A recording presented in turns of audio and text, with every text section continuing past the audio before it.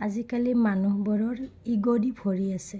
ইগ' এটাৰ ভিতৰত থাকে ন, গৌৰৱ, অহংকাৰ গৌৰৱে কাম নিদিয়ে, ধন দৌলতে কাম নিদিয়ে।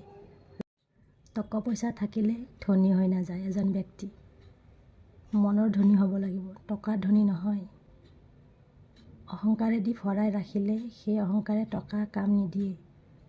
বিপদ আহিলে কেতিয়াবা মানুহক টকাও কাম নিদিয়ে, ছাপোৰ্ট নকৰে।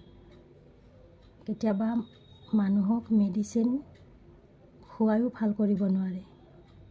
কিহেৰে ভাল কৰিব পাৰে জানেনে? মৰম মহব্বতেৰে।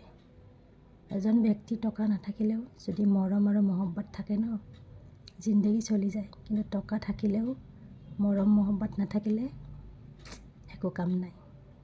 গতিকে টকাৰ অহংকাৰ কৰি লাভ নাই। গৰীব দুখীয়াক ছাপোৰ্ট কৰা, ওপৰৰ পৰা এনেই দি দিব।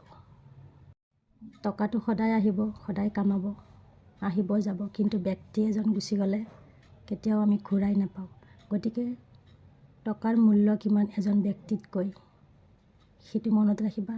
ইগ', অহংকাৰ, গৌৰৱ সকলোবোৰ পতন হৈ যাব বিপদৰ সময়ত।